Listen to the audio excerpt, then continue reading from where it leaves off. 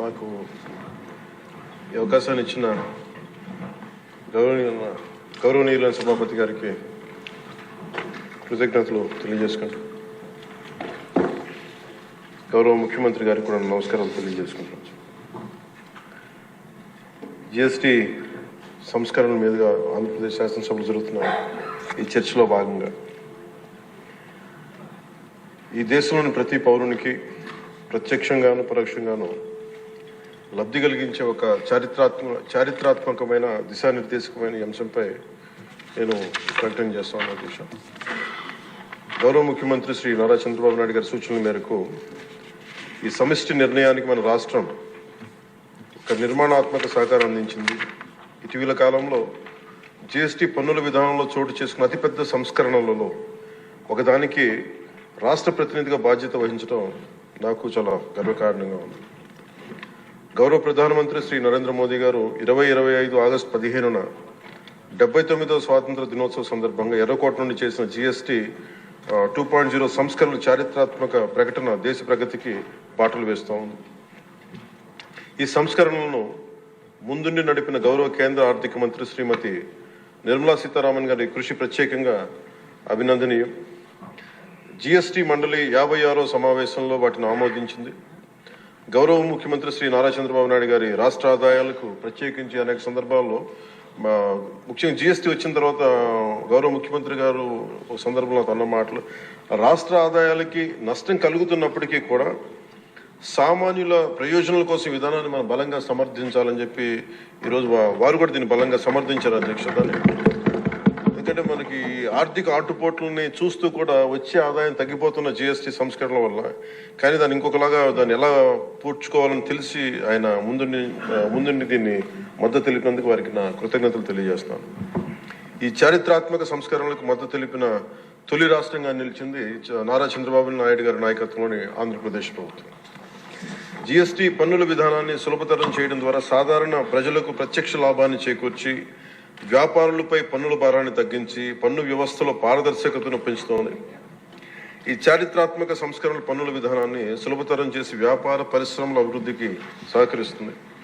ప్రజల పొదుపును పెంచి కొనుగోలు శక్తిని పెంపొందించడానికి, కొత్త పెట్టుబడులను ఆకర్షించి దేశాన్ని స్థిరమైన వృద్ధి మార్గంలో నిలపడానికి దోహదపడుతుంది. జిఎస్టీ రేట్ల సరళీకరణ ద్వారా ప్రజలు అధికంగా ఉపయోగించే వస్తువులు సేవలకు డిమాండ్ పెంచి ఉత్పత్తిని విస్తరించి కొత్త పెట్టుబడులను ప్రోత్సహిస్తుంది. తద్వారా ఆర్థిక వృద్ధికి దారితీస్తుంది. నిజంగా ప్రజలకి ఆర్థిక వ్యవస్థకి చాలా లాభదాయకమైన సంస్కరణ.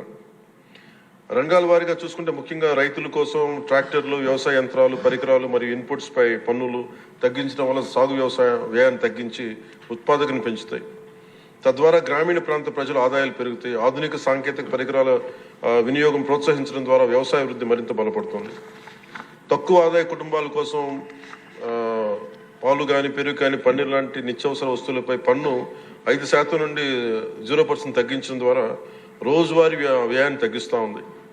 నిత్యావసరాలు నెయ్యి కానీ, వెన్న కానీ, వంట పాత్రలపై పన్ను 12% నుంచి 5% తగ్గించడం కూడా కుటుంబ బడ్జెట్లకి ఇది చాలా ఉపశమనం కలిగిస్తుంది.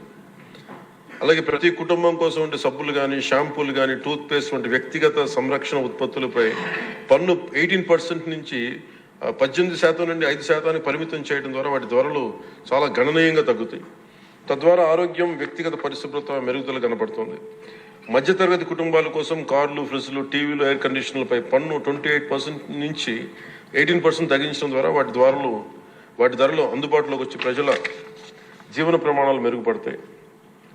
అలాగే గృహ నిర్మాణానికి సంబంధించి సిమెంట్ పన్నుపై కూడా 28% నుంచి 18% తగ్గించడం ద్వారా గృహ నిర్మాణ వ్యయం తగ్గి సొంత ఇంటికల సాకారం అవుతుంది.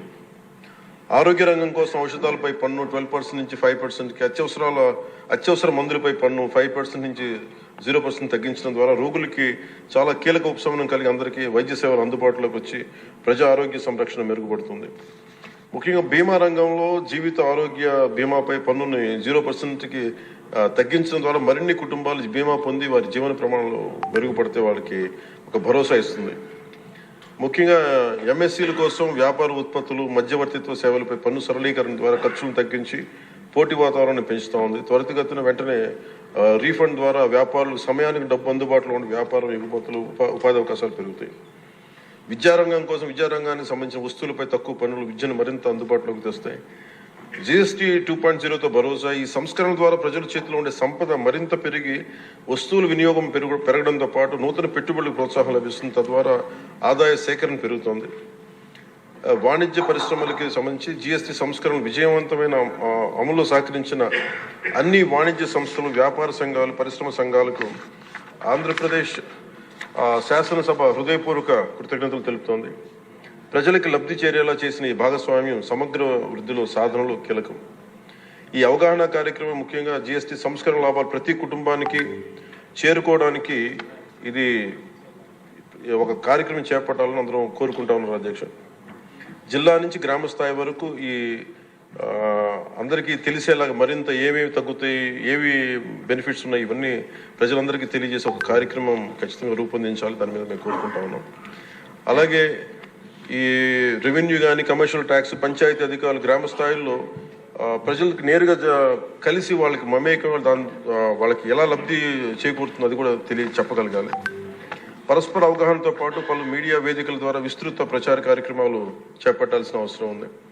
ఈ కార్యక్రమం ప్రధాన లక్ష్యం ప్రతి కుటుంబం GST సంస్కరణల గురించి తెలుసుకుని వాటిని లాభాలు పొందాలని మనస్ఫూర్తిగా కోరుకుంటూ ఆంధ్రప్రదేశ్ ప్రభుత్వం ఈ చారిత్రాత్మక మార్గదర్శక సంస్కరణలు ఆహ్వానిస్తూ ప్రజల ఆర్థికాభివృద్ధి కోసం వాటి విజయవంతమైన అమలుకు సంపూర్ణ మద్దతు ప్రకటిస్తోంది. థ్యాంక్ యూ అధ్యక్ష.